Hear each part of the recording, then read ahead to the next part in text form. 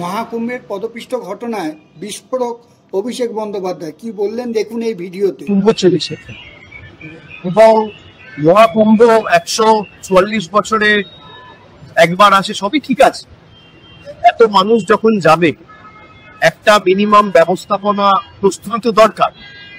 এখানে প্রস্তুতি কম, ব্যবস্থাপনা কম, পরিকল্পনা কম, প্রচার আন্দোলন পিটিয়ে পাবলিসিটি বেশি, খালি মার্কেটিং আর পরিকল্পনা নেই। এই জিনিসটাই যদি অন্য কোনো রাজ্যে হতো, বিশেষ করে বিজেপি বিরোধী রাজ্যে, যদি তামিলনাড়ুতে হতো বা বাংলায় হতো বা অন্য কোনো রাজ্যে যারা বিজেপির বিরুদ্ধে লড়াই করছে, এতক্ষণ রাষ্ট্রপতি শাসনের কথা জারি করার কথা বলা হতো।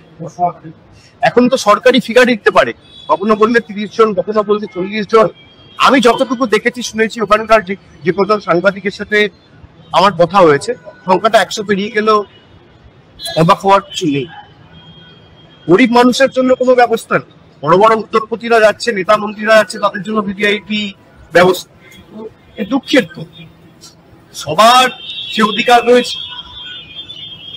গরিব মানুষ, বয়স্ক মানুষ যারা 70 বছর, 75 বছর, 80 বছর, এমনকি 90 বছরের বয়োজ্যেষ্ঠ লোকেরা একবার কুম্ভে যাচ্ছে যে আমরা স্নান করি, তাদের জীবদ্দশায় একবার এই সুযোগ পাচ্ছে, তাদের জন্য কোনো ব্যবস্থা নেই।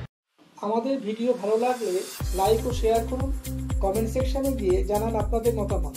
আরও ভিডিও পেতে চ্যানেলকে সাবস্ক্রাইব করুন। প্রতি মুহূর্তে খবরের আপডেট পেতে প্রেস করুন বেল আইকন।